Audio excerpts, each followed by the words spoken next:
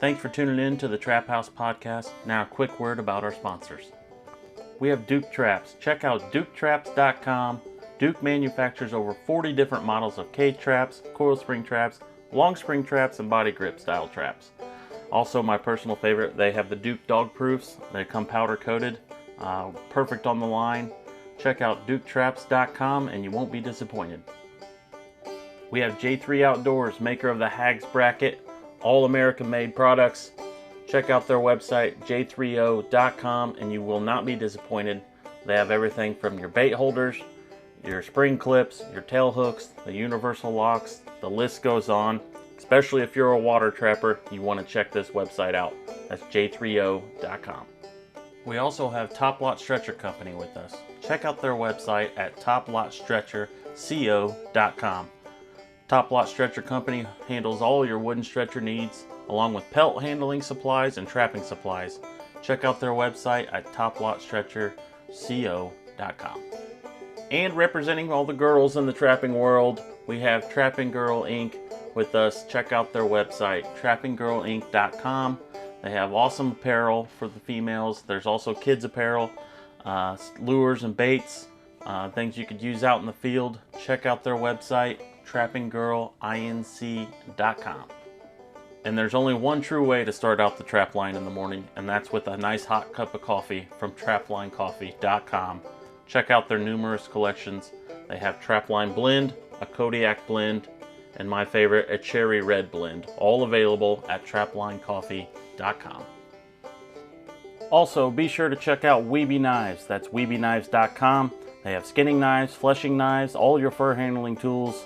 Check out weebyknives.com. Need a place to sell your fur? Check out Groenewald Fur and Wool Company. They're the largest and most experienced direct receiver of wild fur with over 50 plus years of experience. Their website is gfwco.com.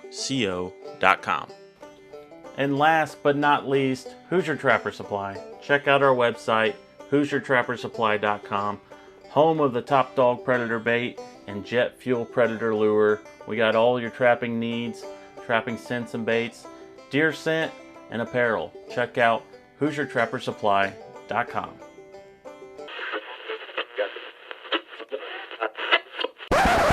All right. Welcome back to another Trap House podcast. It's been a minute. It has been a while. We got two guests today. Justin and Corey's with us. They're from Canada, and I'm out of the loop. I've never met you guys, but I know you dealt with Charlie at the Trappers College, and I've heard some good things about Justin and his skinning skills. I heard he's decent. I don't know. Is that true, Corey, or am I just making stuff up? Decent, yeah. Back when he was younger, he could really, peel him. But I'm sure he'd give it a go again, given the chance. So Get sore hands after a while. yeah. Yeah. So if you would, one of you take the lead and kind of start at the beginning, how you got involved, started trapping, and take us on that journey. Just, I guess before we do that, the way I met these guys at the Trappers College, and they were not in class 1, they were in class 5 with Gary Jepson, but got to know him during the week and talked, and we talked about doing this podcast, and we're finally getting together and getting it done. So anyways, sure. And it was a fabulous week too. We enjoyed that immensely, learned lots of stuff. So yeah, highly recommended for guys to attend that. But yeah, but go ahead, Justin. You give her a longer story than I do. So okay. Well, I'm Justin Wasylciw up out of northern Alberta. Born and raised, sort of a third generation trapper. I learned from my grandparents at a pretty young age. So 4 or 5, I was on my trap line, or my grandpa's trap line, with trapping beavers, and always loved it. Something happened, I guess it bit me like a bad bug, a tick bite. Anyways, I've never been able to kick it. So I grew up trapping with them. My grandma, I guess I owe her a lot of credit. She's the one that actually taught me most of my skinning skills. Definitely honed them as I got older. Grandpa taught me the bush. to understand animals and how to catch them and go with that. So move fast forward. So up in when I was 13, 14, I started trapping on my own. Took 65 beaver after school and before school, skinned them all, fur handled them, sold them, had some money, and carried on with that.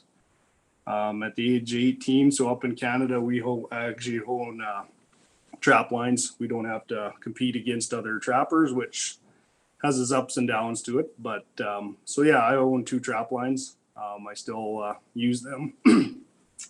Trap them as much as I can. I did lose 3/4 to most of my one trap line to the fires that we had this spring, which you guys are dealing with the smoke right now. So sitting with one burnt out trap line, I guess. So I farmed for 23, 24 years of my life and trapped on the side. Pursued it a little harder. I got asked to be part of a predation control on a grazing reserve for some cattle, about 4,000 or 5,000 head of cattle up on a 10,000 acre pasture, and managed to eliminate quite a few wolves and take some problems away, and got to liking it and seeing sort of a different line on trapping and problem wildlife. So pursued that, did a lot of beaver work for oil companies, private landowners. And then I took a county job actually, which is about 2 hours away from my original home. Started trapping there, and I've been with them for about 3.5 years now and quite enjoy it. Taken roughly probably 1,300 beaver for them here in the last few years. A couple hundred coyotes, a lot of skunk. So yeah, definitely do that. And that's where it's got me to here now. So yeah, to get to know you guys and stuff or meet you, I guess I was on Facebook quite a bit a few years back and noticed the Trapper College out of Indiana, and really wanted to get to do it. So asked my boss, and she shipped us down there and got to take it. And it was a great experience. I honestly, I would go back in a heartbeat if I could. I've taken instructions from Craig O'Gorman, Dan Kyle Lay out of BC for wolf trapping, Gordy Clausen for wolf trapping. So some good information, and that's key to this trapping world, is get to know people and get familiar with different instructions and use them. It can benefit you real fast. So that's, I guess, my story. Still trap up to the day I die. I love it. I'm always intrigued, trying to learn new things, develop things to help Corey. He'll talk about his snare methods and stuff, and I praise him for that, because we are advancing so fast in snaring and stuff, which is key, which is very crucial for us up here in Canada. So and yeah, to the skinning thing, I custom skin fur for many years for fur buyers. I can say I'm tired of skinning coyotes. I've skinned enough of them. I don't know. People ask me how many I've skinned, and I said I know it's more than one. So, and it's a lot anyway. So, and I love fur handling right down to a squirrel, to a red squirrel, all the way up to a wolf. So I enjoy it all when I have time. So, but yeah, that's that. Well, so while we're talking about skinning, for those of you that want to reference, just type in Coyote Skinning Contest on YouTube, Alberta, and you can see Justin skin a coyote. We'll leave it as a teaser, but it is really quick. So I can't do it. So anyways. A lot of guys ask me how do I do it? And I just say it's a sharp knife. That's all it is. Never mind the practice. There's some technique there too. Yeah. No, and I have to hand it to a lot of guys. Like there's Ryan Dimchinsky out of Saskatchewan. He's one guy that was fairly fast at skinning coyotes, still is to this day, and taught me tricks and stuff to go with it. So yeah, anyways. So I think Corey's up next. So I didn't have much bush trapping experience when I was younger. I picked it up. My grandpa run coyote hounds. He had greyhounds, and the guy that rode around with him run foothold traps for coyotes all winter, and that intrigued me to no end, to watch dogs jumping out of a box of the truck chasing coyotes down to catching coyotes and footholds. Grandpa run a few snares and stuff, and that's kind of got me into the snaring and that too. And it was always, let's go down and see what's bouncing around in the snares this morning. It was never talk of what's dead, and basically back then snares just held stuff. But I did that, and then growing up, just doing the coyotes, and we got badgers and stuff like that around home, and then I got into knowing some guys with trap lines and being able to get out on catching lynx and bobcats and stuff with guys, and really got me going. But I love chasing marten boxes and stuff like that. That's like Christmas Day. I love doing stuff. I don't know. There's something about it. Like being out in the bush and that. I got into just into the snaring business, lights out snaring, and then just developing different techniques and different parts of kill springs and trigger systems, and kind of got going with that. And I sit on the board of the Fur Institute of Canada, so I'm a board member there, and also sit on the board of the Alberta Trappers Association. So I got my fingers in a few different places, and I enjoy it. I trap all year long, and I enjoy it. I like hearing guys' stories, and just the fact of being able to you never stop learning. Like there's always something you're picking up on, or try this, try that. I wished I'd have started a book with all the stuff that I've picked up over the years, because so you forget it, and then all of a sudden it you're struggling with something, you pop back to some old school stuff, and away she comes again. So but yeah, that's just long and short of it. Started sitting in the middle of a front seat of a truck chasing coyotes with the truck, and now killing beavers and doing all sorts of different stuff with my lights out snaring. Been real happy with the development of it, and it's part of the new best practice from the Fur Institute of Canada there now. So I'm excited that what I brought forward has helped us in more humane snaring methods, and being able to kill coyotes and whatnot.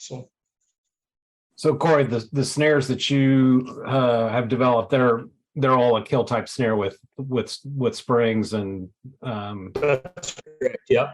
So so what I have is it's a kill spring, but my trigger system is on the shaft of the spring. Mm-hmm.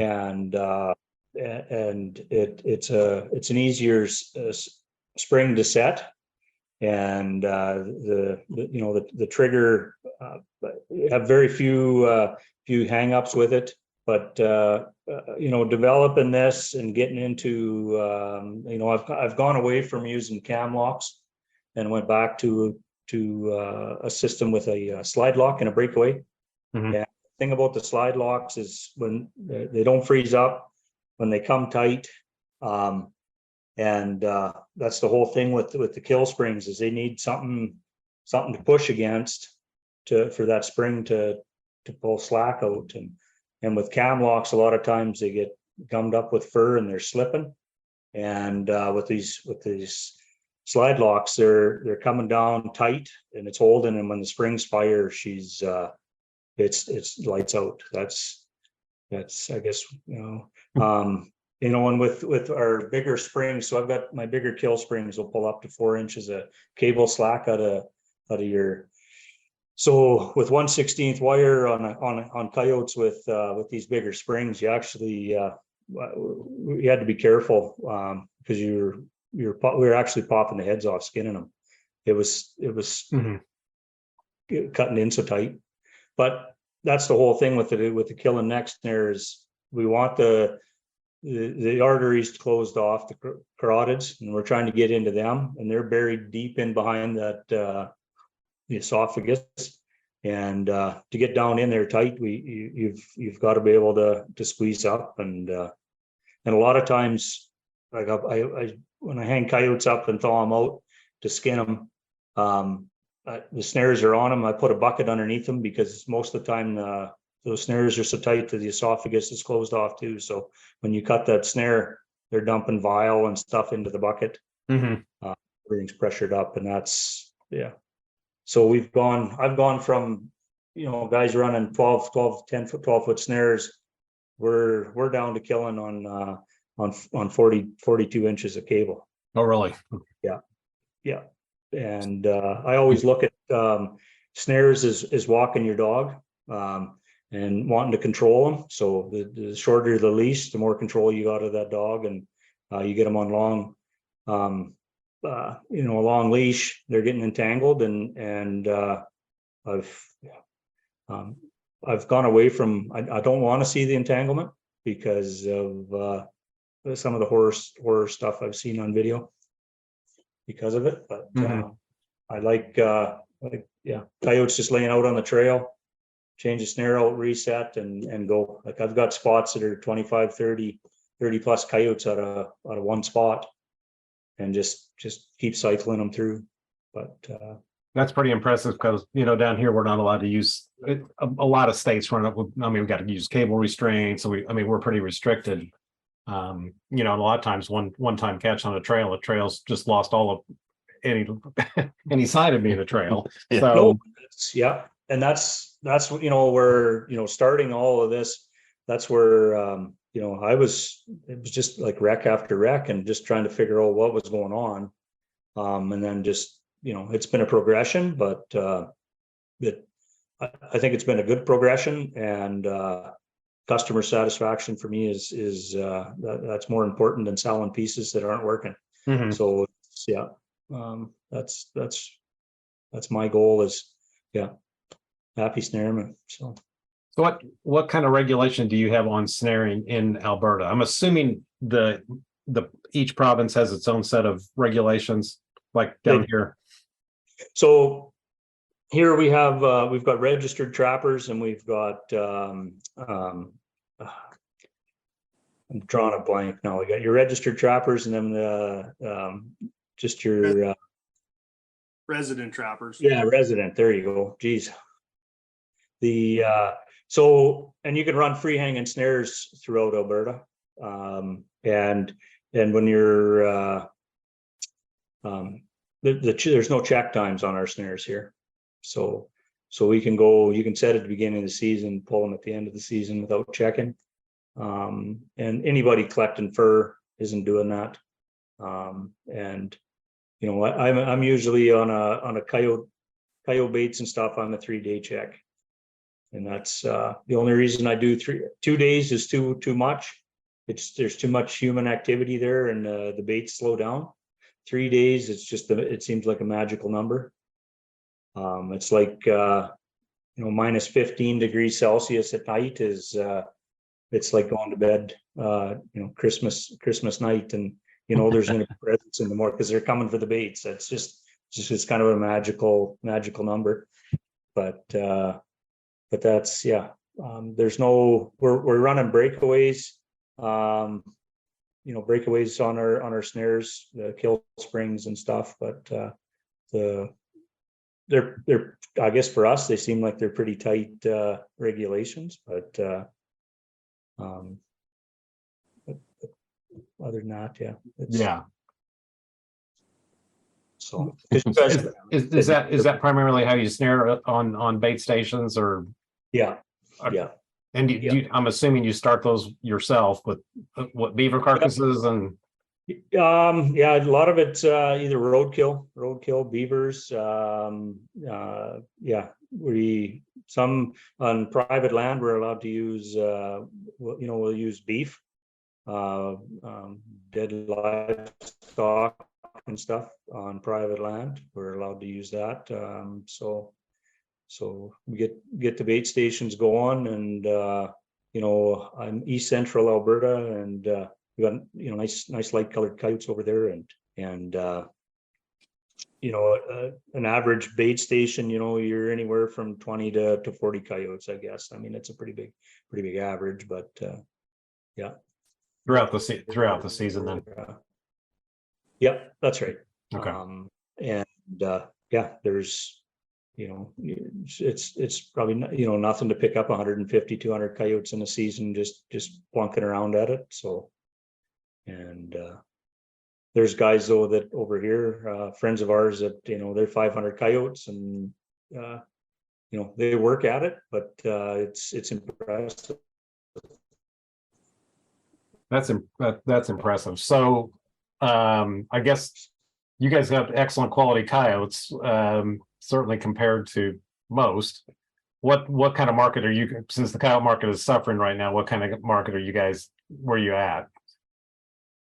Oh, I'll let Justin answer that one, because it's low for us. It's low, but I guess, yeah. So everything sort of fell apart here in the last 2 years or a year and a half. But on an average for good product coyote, we're that $100 to $120 average. Right now, I think we're sitting. You'd be lucky if you get 30, 35 for a put up good coyote, which is sad. And I guess too, back to the snaring side of things. So up north here or whatever, like, I would love to be able to foothold for 3-4 months at a time, but we have such a little window to get our fur in the best prime condition. So say we are legally allowed to put footholds in October 1st.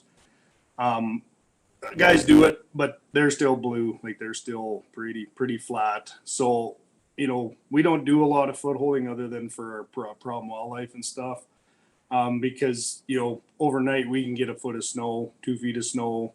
Gets more and more, so we moved to snares where they shine. Like you can go into a bait station, hang out 24, 48 snares, whatever you choose, 6 snares, and they're active. Where a foothold, like you guys understand it, down there, like it's a lot of work to keep a trap line going with footholds when you're dealing with that's haunting you every day. So that's where, like Corey systems and the snares and stuff, that's why so much of us up here strive to get to use the snares and try to get better snares for us to use. So, we don't want to get into a scenario, nice coyote, good pelt, and it's worthless when you get there because it stood there for way too long and chewed itself all up, rubbed his fur all off on the trees. Like, sooner we can dispatch it, the more the value is. And like Corey said, like, 2, 3, 4 day checks, get out there, get your fur back into the fur shed where it's going to be getting put up and worth something, not mice chewed or raven chewed and worthless. So right now, back to that, I guess we're sitting at probably like a $20 to $40 average Canadian. So it is hard, and fuel's expensive up here right now. We're $1.50 a liter. You got to be pretty efficient to make money at it right now, and I don't think there's too many guys that are. And the sad part is a lot of guys rack their gear and they're not out trapping, and it's good for us problem wildlife guys because the fluctuation, our work on that side gets more. But I'd rather see them animals get dealt with in a proper way and get used. Right. So when you're doing your nuisance work in the summertime, are you using foot traps or snares then too?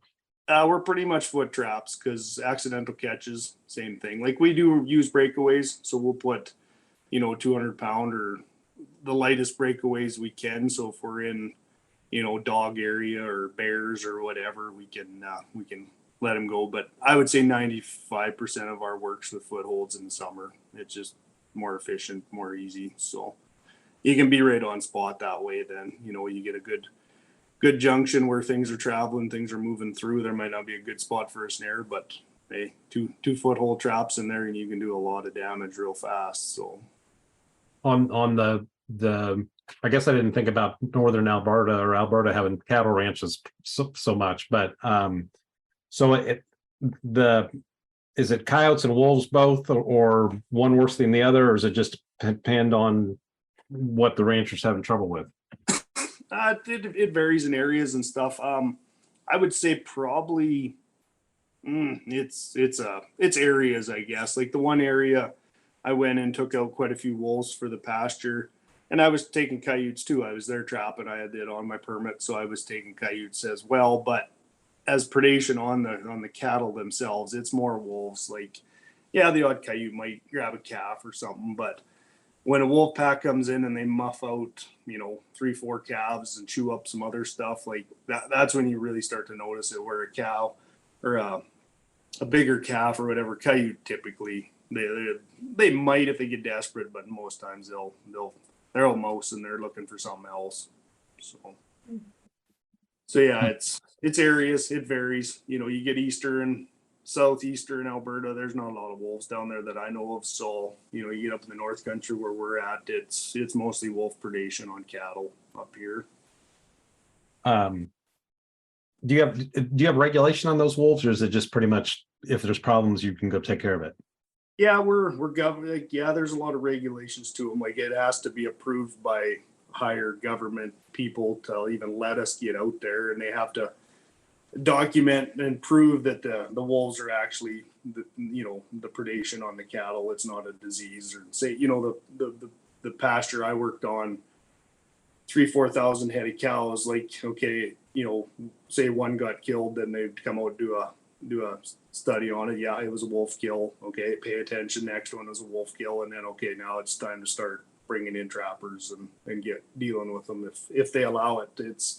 It's touch and go. Some will say nope, not a chance, and it's a lot to do with the biologists, to be honest, up here. Okay.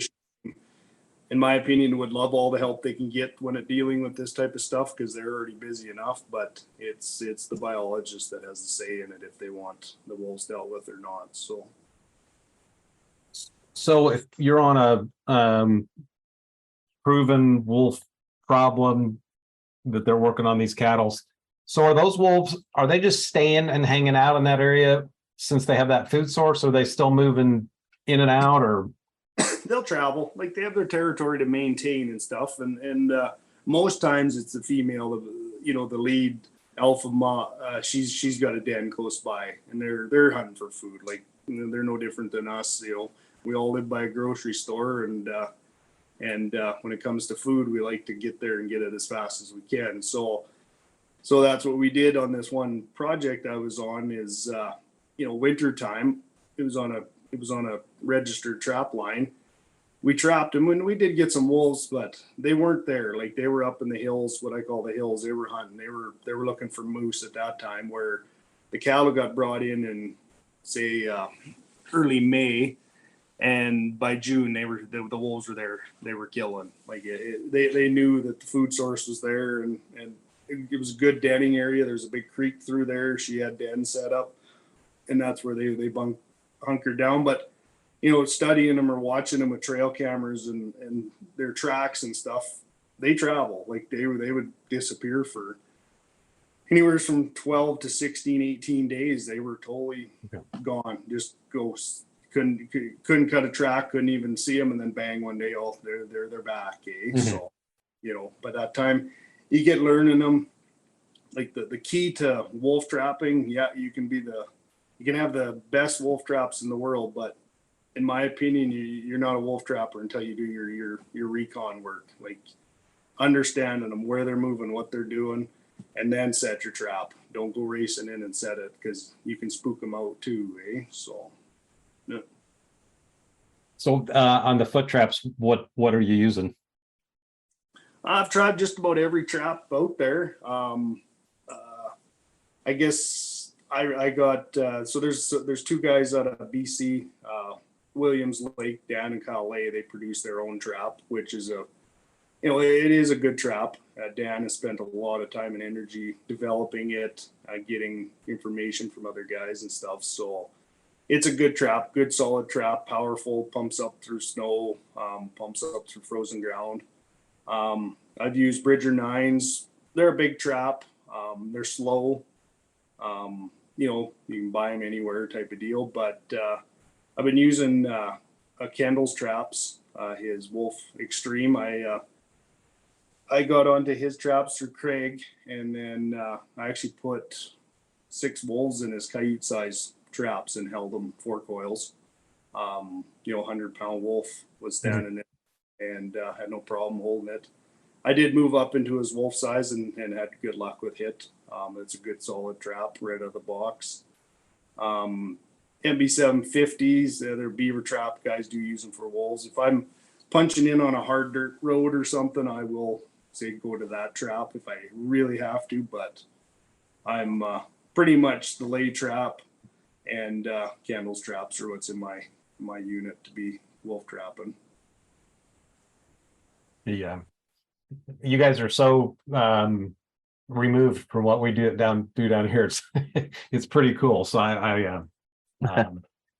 yeah, and like getting to go to the college and stuff, and yeah, well, it's not a high producing area for coyotes by no means. We could tell that, but on the same thing, just to see the different areas and getting a trap in Montana and stuff and seeing what they deal with is neat to see. Like it sharpens you up, that's for sure. So yeah, do I remember this correctly that you guys were anxious to catch a raccoon at the college because you had caught one before? Well, sad to say, raccoon and possum, it was more excitement for a possum than a wolf standing in the trap. But I guess each your own. But everything's relative for sure. That's right. Yeah. So yeah. Then it was weird. It was different too to use all the different traps and stuff down there at the college because I mean we were on laminated jaws and the offset jaws and all that stuff. So it almost felt dirty setting some of the closed jaw traps. And stuff. So, but yeah, and I think that the thing with the wolves too is wolves serve a purpose, but when they start eating beef, they just keep eating beef, and unfortunately, that's the downside of it. There's good packs of wolves, and if you have a good pack of wolves that don't touch beef, just manage them, and yeah. So guys have gone in and taken out packs of wolves, and that they've never had issues with, and the new ones that moved in were nothing but nightmares for them, right? So it's it's something to be mindful of too, when you're doing it, but. I think that's true on coyotes too. There are certain coyotes that are definitely a problem for ranchers or farmers or whatever, and then there's some that aren't necessarily a problem. So if it's that type of predation, then So I had a lot of producers started going with grazing corn, so standing corn for the winter for their cattle. And I had bait stations where if I didn't catch 35-40 coyotes at it in the winter, I was disappointed. And when they started putting up that grazing corn around close within a mile and a half or so of that bait station, it killed my station. Those coyotes went vegetarian, and the luggers, they just lived in them cornfields. And I was actually the odd coyote that I'd catch. He was either full of corn or he had frozen corn to its face, but it was but that's easy living in those cornfields in the wintertime because you got all the deer coming into them, all the birds, and nobody's hunting you in there. So I hope that they don't continue to become vegetarians. Keep wanting to come to that meat bait, but so might have to start adding some veggies to your bait stations. Right? And a little broccoli, or I don't know. But that's interesting because down here, if you talk to people that raise sweet corn, to sell, or it could be anybody, but the coyotes will come and just literally pull an ear off the stalk and sit out there and eat it. So typically, I mean, usually down here it's raccoons and squirrels that are the worst, and some deer, but the coyotes are definitely, they have no problem eating the ear of sweet corn. And I've seen it too, where they'll come in and eat a row of carrots out of the garden in the fall too. Like, Yep. yeah. Little watermelon patches, they'll wreak havoc. Guys in the south will call up and say, I need traps. We got coyotes eating our watermelons or cantaloupe, or it's all depends on where you're at, what kind of problems they're causing. So they're just opportunists, I think. They're making a living off anything. I think Gary at the college, Gary Jepson gives a really good the coyote calendar, essentially, on how they change their diet and their habits and whatnot throughout like a 12-month cycle. And he talks about them, primarily being more vegetarian, fruit oriented in the summer and fall. But like your case there, clearly they just adapted to what was available to them, and that of course that's why they'll always survive, because they can adapt to so much. Whatever. Yeah, I found full coyote scat. That's right. But nothing other than grasshoppers and grass in it. So they're eating whatever they can eat is protein to them. It puts energy into them. So and wolves are the same. Like that's why they're moving into the cattle and stuff. Like if they have access to beaver, like a female, a bitch wolf, she'll kill every beaver she can to feed her pups. That's the highest protein, best fat ratio in an animal is a beaver, and that's why most times if you can find a beaver pond close by, pay attention to it, especially if the wolf pack is in there. She's got a den not far from it. So But you mentioned beaver, so you guys, I'm assuming, work on beavers as well. Piles of them. Yep. And down here, I mean, for the felt hat market, the beaver prices are probably better than I've ever seen them in my life, because we don't have the quality of beaver necessarily, that even northern Indiana would have, or Michigan. So how is that you guys are not, you're I'm assuming good heavy shareable beavers. So they're probably not going to the hat market. Yeah, yours probably don't go to the felt hat market, or do they? I don't where that's that. I think most of it does. Presently. Yeah. I think years ago, 10, 15 years ago, they were more, we actually over in the West here, we'll pull into the Eastern beaver too. Like they'll grade them with the Eastern because they're heavy and they're dark enough. And, right now it's all felting. Like they any beaver you can get, like not so much summer flat beaver, but anything in the spring and stuff like that it's all to the market and heading get sheared.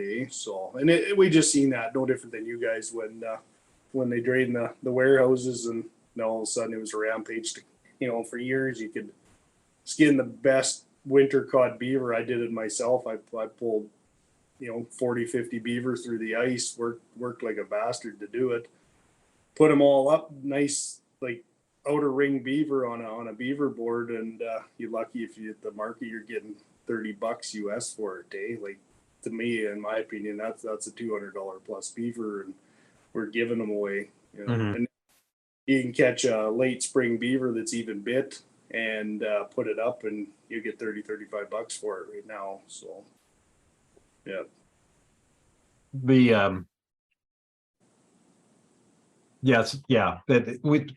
it's I guess those whole things just comes from the show Yellowstone, and that's what's the driving force behind everybody buying Stetsons and Resistol and cowboy hats, and everybody wants to be whatever that guy's name is, Dutton, on the show or whatever. But Justin's support. This really isn't a cowboy hat, though. Yes, it is. It's an open road. No, it's not the Gary Jepson coyote hat, or cowboy hat. So I shipped a beaver hat over to Hawaii. One of the ladies at the Trapper College, we were chatting one day, and she was been determined. She wanted to catch a beaver there. So, and she ended up doing it, which was awesome for her. And so we kept in contact through Facebook and whatnot. And she asked me how can she get a Canadian beaver hat. And anyway, so I had one custom made for her, and I sent it over to her, shipped it to her. And anyway, so she's walking around Hawaii with a fur hat on. So yeah. Oh, shoot. That reminds me, I guess recently, someone in Hawaii had one of those proposed, okay, we're fur bans. We're not gonna sell fur in the state of Hawaii, and some other states here have run into that too. So, it's like Hawaii, you would think it would be, they got it stopped evidently. So, but you wouldn't even, like you said, a woman walking around Hawaii with a fur hat on. But years ago, cold mornings there for them. Yeah. So years ago, I actually was in Hawaii in Honolulu, Waikiki, walking around, and there's fur shops there with coats in it that are $100,000 and up. They're getting the Asians, the Chinese coming over there for their holidays, and I walked into this store and talking with the salesman. He's wearing $1,000 suit, and yeah, he's making an honest living off of selling fur coats to the Asians, and that's what it is. They're targeting them to shut them down, so we can't produce our fur and put it on people. Right.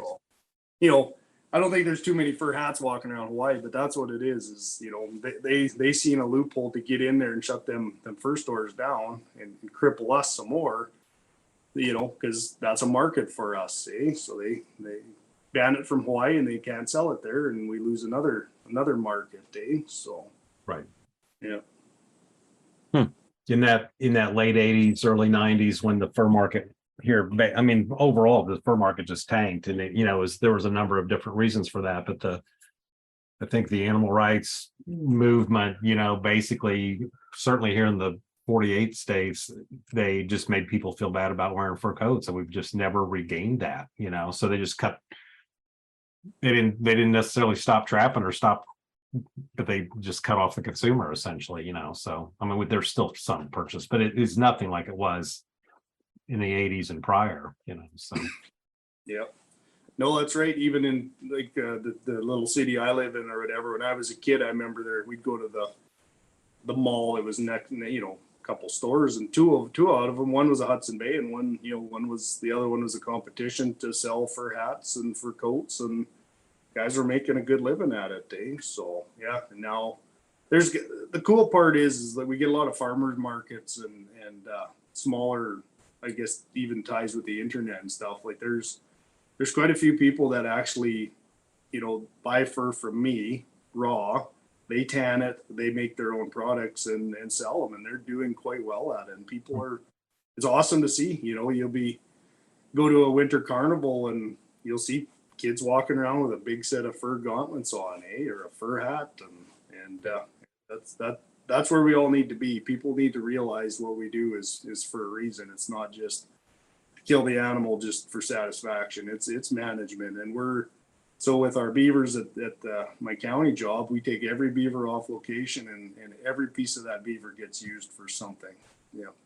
No matter if it's dead of summer, late in the fall, early in the spring, that beaver, there's value to it. People will use it, dog food, the feet, the teeth, the skulls, they get clean, people buy them. The castor, of course, gets sold, the oil glands get sold, the meat, the bear hunters, guys with dogs, they use it up. So it's good. We have to do it. That's what a trapper does. So you guys have a market for the tails?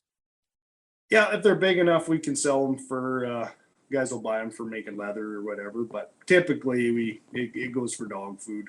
People get them for dog chews, so yeah, we rind them down. I used to rind them down and make lures out of them, get some beaver oil out of them, and mix it in with lures. So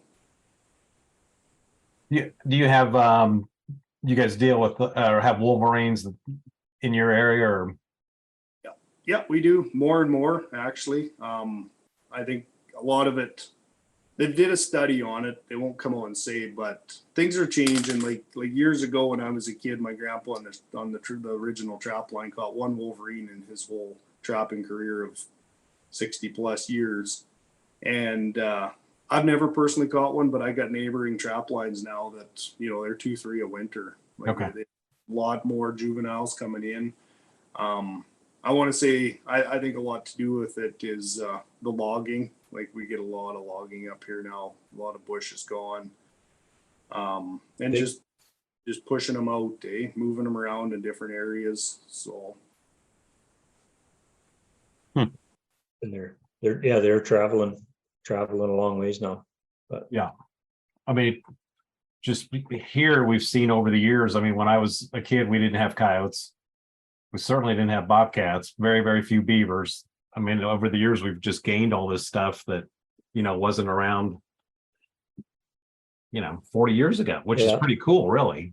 You know, we've had some declines in things like muskrats. We don't have the muskrats like we used to, but Gray fox. and gray foxes, but they're doing a study on really why. And it's just, I think it's, you know, they're doing a study as to specifically why that is. But I mean, certainly territories have changed with coyotes and bobcats moving in, which would affect, I would think, smaller, you know, just gray foxes and that kind of thing too. But so you said the logging and the clear cutting is an advantage, and I that clearly is an advantage for wildlife down here.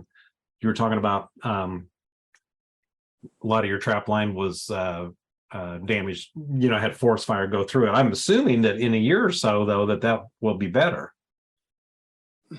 Is that correct? It helps to a point, you know, like it's mother nature. It's her way of replenishing, refertilizing the forest and stuff.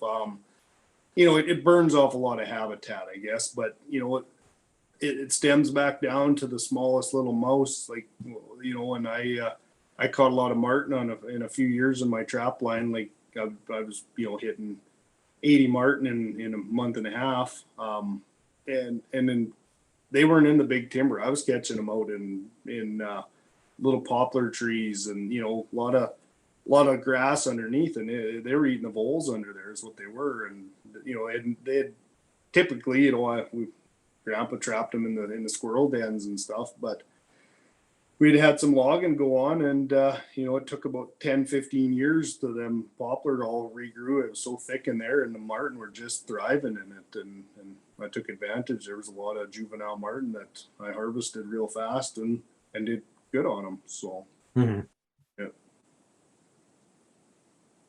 Or you trap them too, the marten? Yeah. Dabble. I don't have the line that Justin has, but I am starting to.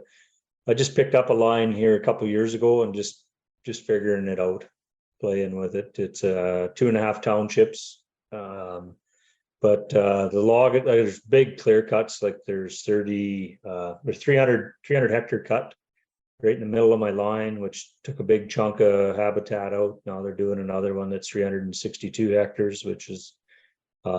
Then it's just, to me, it's just destruction, but I guess it is what it is. It's, but yeah, I actually started putting up, some marten nest boxes here this spring. So I'm hoping that that's going to pay off here.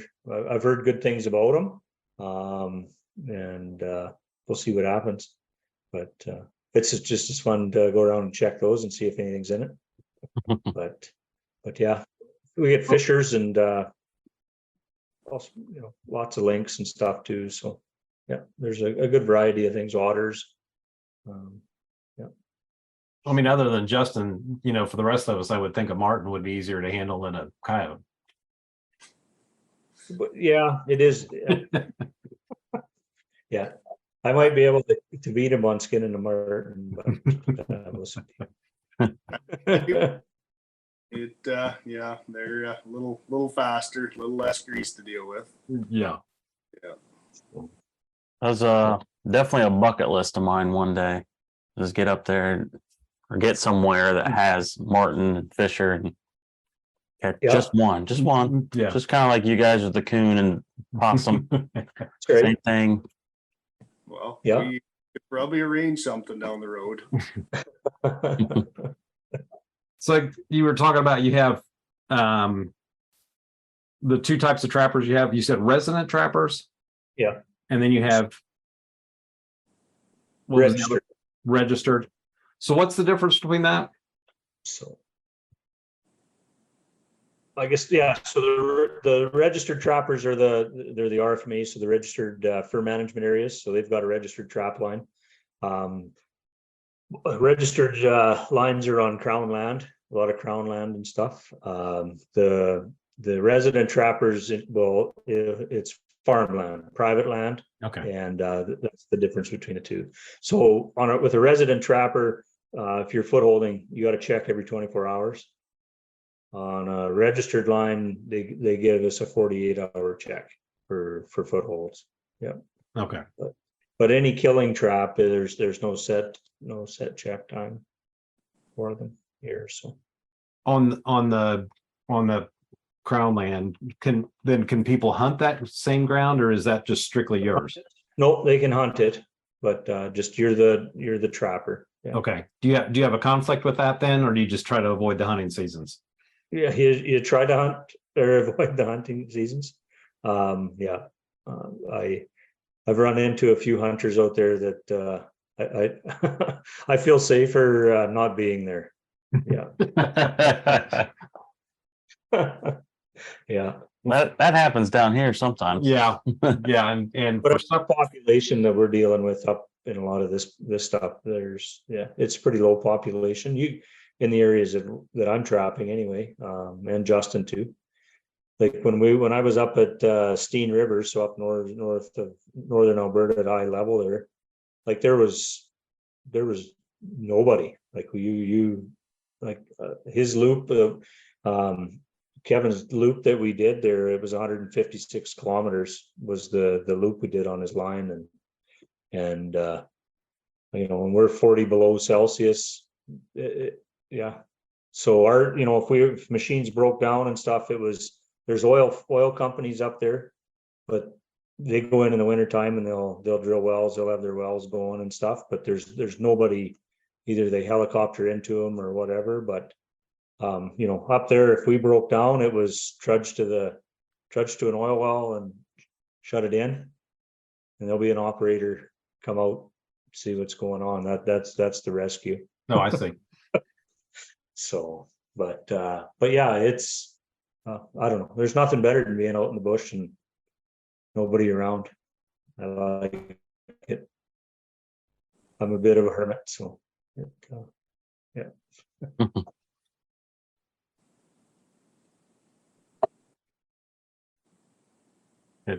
You guys got anything else you want to talk about in terms of comparisons to what you experienced here in Northern Indiana at the college versus the home, or stuff that stood out to you in terms of Just being different. different, or maybe something specifically that you learned that you hadn't really had that perspective?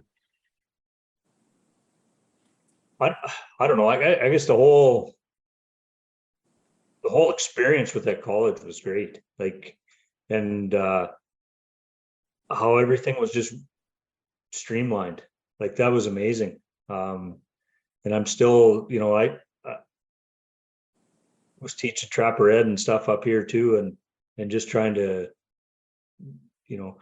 talking to a friend of mine that's still teaching it and explaining to him how you guys operated.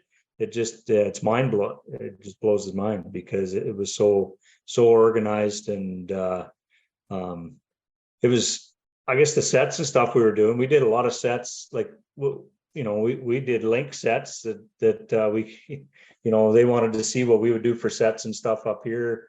We showed different sets, and we were catching, obviously we were catching coons and possums in them, but it was it was cool to see all that, and for us, that first critter we had to dispatch when we were down there, man alive, we didn't even know guys were packing. That's unheard of for us, is to be packing animals. So yeah, that was pretty cool. Do you guys don't keep a gun with you on the line? Well, we do, but they're all long rifles, right? Okay. So yeah, Okay. When our instructors, the first critter come out, there was 3 handguns pointing at it. It was just like, "Ooh, here we go." I know Gary was quick to draw. Yeah, it was good. So there was a guy, it's probably been 10 or 11 years ago, and he came over from Spain, and he traps control work there, and he came over and was at the college. I think he's been there a couple times. Mm-hmm. Anyways, his wife came along too, and that his experience with guns is very limited because of where he's from. So when the handgun started coming out, he's like running to it. He just was watching cowboy movies where everybody shoots him up, He could have sworn somebody was going to get shot just because the gun. Well, I definitely but, there were lots of tips and tricks and stuff. Yeah. Oh, go ahead, Justin. Well, I just gonna say, I standing there when everybody was drawn, and Corey and I were the only guys standing there with no handguns. I said, I think I know where we're at on the poll here. I think. Yeah. Coming to the college, like it was a goal of mine to get there. Read a lot about it, seen a lot. Actually, followed Justin on Facebook for quite a while, and got to see and know him there. Talked a little bit on the side, and yeah, it was just a goal to get there. And then getting to know, the networking was awesome. Just the it's like-minded people all go into the same show. It was good. We Corey and I got to know a guy out of Missouri. Indiana. His brother's in Missouri, and we got to go down to a hog workshop down there for wild swine and stuff. Just knowing him, talking to him on the side, BSing along, and throughout the winter, and pretty soon the invite was there, and we were on a plane heading down to Missouri and got in on that. So it swung a lot of doors wide open, put it that way, which is pretty awesome. Years ago, you read these books and you talk and hear about these old guys, like, man, a lot of stuff went to their graves, eh? And the cool part nowadays is, yes, there's a lot of bullshit out there on YouTube and all that stuff. You gotta take it like a grain of salt too. But when you get dealing with true professionals and stuff, there's a lot of knowledge there, and they're willing to share it. Even Gary, you look at, he's a walking encyclopedia for coyotes, and you pick his brain about one little thing, and it might take him a while to answer, but he'll answer it, and you pay attention to it, eh? So, I come back with a notebook that was 3/4 full of just notes, what I wrote off of just listening to him talk, and just what he does at sets, eh? So, yeah, it was that was huge for me. I like seeing that, getting to know other guys throughout, the States, open, and I've preached it to a lot of people up here too, man. If you like, I look at, like, even fish and game officers, like we seen so many of your guys' USDA and stuff there too, getting trained. So many of our officers up here don't have that access. They're just, flatline. They go to school and that's it. Like, I would love to see all of them get shipped down and taught, or even something come north up into Canada and get taught. I know there's a few guys that years ago were trying to get some, like, a college going on, but I guess we don't have the population either. That's the hurdle, is, we struggle with the numbers, eh? So, but all in all, it was a good experience. Like I said, I would love to come back and do it. Didn't get a lot of sleep there, I'll tell you that. But other than that, it was good. Hospitality, great people, no complaints. I recommend to anybody that's wanting to get into trapping, honing trapping skills, and learn from the best. That's one of the best places to go. So, yeah. I think one of the key things too is, I think we took a lot out of that thing, out of going there, but we went there not knowing everything and wanting to learn something. And that's, I think, key to any of this stuff is there's something new. Sit down and listen and, get something out of it. So I know we were probably first one sitting in having coffee in the morning, waiting for breakfast, but I think it was just because we were sleep deprived. Yeah, by the end of the week, you're like a zombie just walking around. It's gracious, yeah. Yeah, for everybody that's listening, breakfast is at 6:30 and starts winding down about 9:30 at night, and there's classes after that if you want to stick around, or they're not mandatory. So we never missed a thing there. Like that was, it was real good. But and again, there was lots of little tips and tricks and stuff, even like beaver trapping that we brought back with me and using it. And I tell everybody about spraying the skunk down with misting it with water to calm it down, but I haven't I don't know if it works or not, but I do tell lots of people to try it. the chloroform. that too, yeah. We don't get that up here, so okay. Yeah. But no, Doug had that said spraying it down with water, just keep misting it with water, calm them down or whatever, and but keep them from spraying.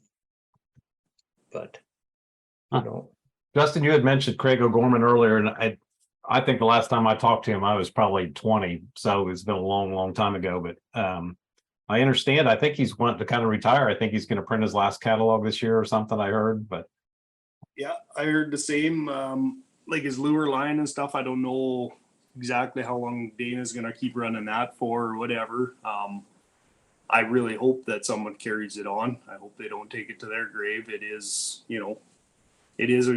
he's got some lures there. I use them. I've got many coyote, many wolf on them, and yeah, I went down for 2 days with Craig.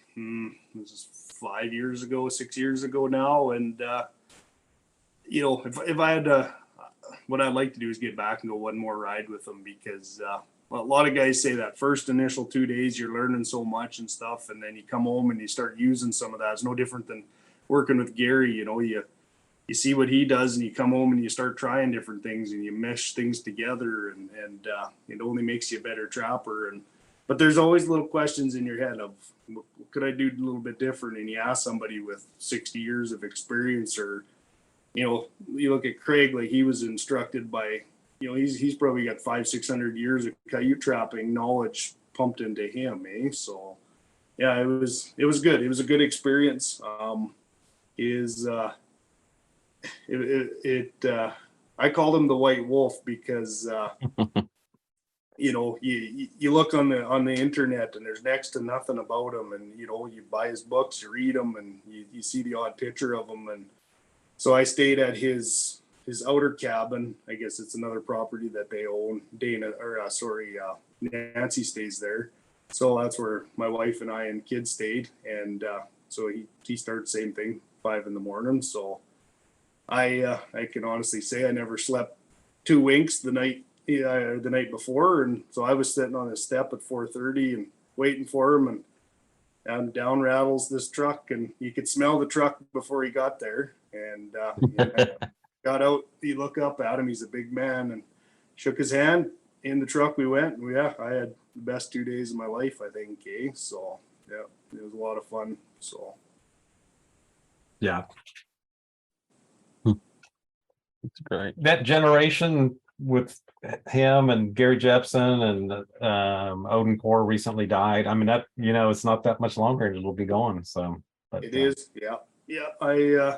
I love history of trapping. I collect traps and stuff, and just knowledge and hearing of all these old guys, reading some of these old books, and a lot of information, a lot of cool stuff, and hopefully it carries on. People don't forget the legends, and I don't think they will. So no. There's a guy named Scott Doms that's been writing books about, well, he wrote a number of, I think he's on 5 or 6 books now, and some of the, he's like EJ Daily or Oil Butcher, that kind of things that, you know, in a pretty in-depth research, and he's been published in those probably in the last 6 years maybe or so. So, so, you know, I'm assuming that he's probably pretty responsible for introducing those guys to present generation. You know, because a lot of that's been, you know, there's that gap when they all wrote articles and they were all very well known, and then, you know, when they stop, then, you know, it of course now it's better with the internet and everything that's available to us, but those guys, you know, and none of that was available then. So Yeah, I was unheard of to share anything. Yeah. Yeah. Now it seems like nothing's a secret. Even to I instructed trapping for the Alberta Trappers Association for about 4 years. Traveled all over the province teaching courses, and we seen a huge influx, like you know, that 50 to 60-year-old guys, you know, they grew up trapping a few weasels or squirrels or muskrats before they went to school, but then they, you know, they went on, finished education and got a job, and now they're all into that sort of retirement age, and they want to get back into trapping because, you know, that stuck to them. They enjoyed it. They really, you know, they got something out of it. So, you know, that you talk about that gap of the old legends that we're talking about right now, you know, there's a gap, and now all of a sudden people are back talking about it because there was 40, 30 years of pretty much a dull in it, eh? So, and then they come about. So I can always tell when someone like that comes into the shop that hasn't really been around it, but they have really good memories from when they were a kid, because they ask for like 1.5 Victor coils, and which has not really been a thing for quite a while. Because that was like the trap down here up until probably the late 80s. I mean, it was early 90s. That was the trap, and now they're not even really in production. So, but yeah, that when there's that. They just pick up where they left off, and they haven't updated themselves, you know, so it's kind of interesting. So, well, and even too in the last 20 years of trap, like you look at, like, back to Craig, you know, riding around with him, and he's the one that showed me about Kendall's traps, the OBS ones, and like he said, I waited 35, 40 years for this trap to show up, because he said, and he did, he showed me all his workshop of different traps. He, you know, put different springs on, you know, took a 114 Newhouse spring and put it on this trap to make it beefier and this and that. And like he said, they worked and worked and worked to get better traps. And now we're literally spoiled enough to walk over, buy a trap off the shelf, link a chain onto it, and go set it because it's that good. Eh? Yeah. So, yeah, when people say that, you know, that stuff hasn't changed or it's antiquated or whatever, no, it's crazy. Yeah, it has progressed forward significantly. So yeah, no different than Corey snares and you know, the kill springs and all that stuff. Like my grandpa he never caught a wolf in a foothold. He didn't foothold for them. He was a snare master, and he was 1/8 cable, 1/8 lock, and killed a pile of animals, caught like a lot of coyote, a lot of wolf. But humaneness, I wouldn't say the best, but you know, you look at that was when I was just starting, so pretty much 30 years ago, 35 years ago, and now we're snuffing out coyotes in seconds. You know, it's a game changer. Yeah, it has come a long way. When you were saying that somebody could set a snare at the beginning of the season, and technically they didn't have to check it till the end of the season, just the way your law is written, we have a lot of us will self-regulate. In other words, that just doesn't really work. I mean, you know, as you know, you need to check every 2 or 3 days, and anybody that is going to put this effort in, they know, you know, they know that they can't do that. And we have a check law on our body traps here, and if we had a 70-degree weather during trapping season, obviously you can't leave that raccoon sitting in that 220 body trap, so you're gonna have to check more often. So a lot of that is pretty well self-regulated, up to the responsibility of the trapper, which anybody around at this point is pretty much responsible trappers. So there are an influx of a lot of new ones as well, but so. Yeah, we're the same. Like when it comes to check traps and stuff, like as for trapping for fur, you want the best quality, and the faster you get it to the fur shed, the quality is going to last. And when it gets to nuisance control and stuff, like, I look at it as a safety for people. We have a lot of bears, grizzly bears, black bears up here. So, you catch, yes, we don't have to go back legally and check that trap in a certain amount of time, but me as a professional trapper, I owe it to the animal. I had to remove it and get it out of there. And I want to look after it. And I don't want to get eaten by a black bear or grizzly bear either, with some beaver that's, decaying and not in good shape. So, rule of thumb, if the weather's hot, like we're hitting 28, 30 degrees Celsius here, which is hot to us, cool to you guys. But, we're every day, check the trap every day. It's just common sense, and you can get the animal out of there and deal with it before. Now we got a grizzly bear in somebody's backyard that didn't need to be there. So, yeah. So how do you handle that if you get a grizzly in a foothold? You get a big stick. Yeah. No. No. I've only caught one grizzly bear in a trap, and it actually broke the trap to the point where it took off. Okay. If you do say you were to latch one in a wolf trap and it held it, you fishing game get involved. They come in, sedate it, and take the trap off, and everybody pack up and stand back. So I've seen them in foot snares. They are you take an F-18 and you rev it out, and that's what it sounds like in a foot snare. Yeah, I bet. A really good friend of mine, he's a fish and game officer, retired out.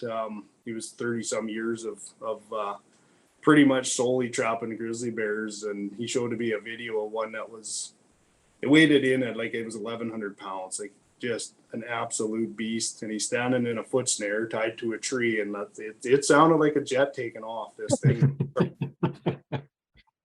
And I said, I don't know, you got balls of steel, and they must clank when you walk, because I'd have been running by that time. Yeah. Yeah, faith in that trap or snare. Yeah. They're quite an animal. I've seen, not witnessed it in person, but actually seen the drag marks where it's killed a full-grown donkey, dragged it over an 8-foot wood fence and buried it in the backyard of a lady's house. Wow. They're a force to be reckoned with. Evidently, and they evidently feel like they could just do whatever they want to. Whenever. Yep. So, That's right. yeah, knock on wood, I haven't had any in a trap when I've showed up. I've caught a couple cougars in snares. Never caught one in a foothold yet, but I wouldn't be surprised that day's coming. So I think that'd be pretty interesting as well. Yeah, and I'm assuming you have issues with black bears then, I assume. Yeah, especially summertime, like ADC work, with the wolves and stuff. Definitely you nab the odd one and just turn it in fishing game. They come in and deal with it, help you remove it. I've let them go myself. It's not the most fun, but I've got them out of a foothold a couple times by myself and let them go anyways. So, yeah. See, that's your version of a raccoon. Yeah. Yeah. Probably is plentiful. Raccoons anyway. Yeah, probably. Maybe. We have a large number of them. So, Well, is there anything else you want to share before we close it down? We appreciate you guys being on. This is real interesting. I like hearing people's stories that, experience the outdoors in a totally different way than we do here. So this is neat. definitely appreciate you having me on, and yeah, it's been good. Cord, do you have, what's your, I mean, the use of your snares in ours down here is going to be very limited, but do you have a website for people if they want to contact you? LightsoutSnaring.ca. Yeah. Okay. .ca, Canada. Yeah. Yeah. My email is lightsoutSnaring@gmail.com, whatever, if you need. Yeah. Okay. I'll put the links in the description there for anyone that's want to check it out. You bet. Facebook as well. Yeah. There's a Facebook account. I'm not on Facebook, but my better half looks after the Facebook end of things. So, yeah. So, Did you have anything you want to add, Justin? No, I appreciate the invite to this. There's nothing better than talking trapping. One of the groups we were in, I forget, we're sitting down by the water or whatever at the college, and you look around and there was 15, 20 of us, and it was a good conversation. There was a lot of knowledge and and what I looked at it is we're all talking animals. We're all understanding animals. We're dialed into them, and we care about them. That's why we do this job. And then on the other side, like I said to Corey, we're sitting there, and I said, I bet you there ain't too many PETA meetings that go like this. I bet you they're more worried about money and how much money they can make and who has what and this and that. It's not about the animals, eh? So No. yeah. So I look at it as be proud to be a trapper. Look after Mother Nature, and hopefully she looks after us. And I appreciate the invite to getting on the podcast with you guys, and good meeting you. It was a pleasure to meet you, Charlie, down in person, and one day we'll get to meet in person, I'm pretty sure, Justin. So Yeah, it'd be great. Be awesome. Maybe we'll do a follow up to this one in a year, in a season or so. So Sure. Yeah. Check in on you guys, and because Things change. yeah, things change. And well, and just like Justin said, people like hearing other trapping experiences from a different part of the the country. So awesome. yeah. And maybe Justin will be able to skin a coyote for you. Yeah. Missed that, Justin. Yeah. I'll sit back and watch gladly. Yeah. Justin skins plenty of them, but he just doesn't skin them in as fast as you. No. Mine usually come in all, working at a taxidermy shop. People bring them in that have gut shot it, and it's been in the back of their truck for 3 days, getting rained on, and now and it's rigor mortis, and it's But it's already gone limp. yeah, it's went back the other way, and just they're not ideal if you're trying to break world records skinning times. Put it that way. Yeah. It does take a good coyote to do it in a short amount of time. Yeah. So. Yep. All right, guys. Well, You sure appreciate it. yep, we'll be in touch, I'm sure. You betcha. Take care. Yeah, you too. Bye now.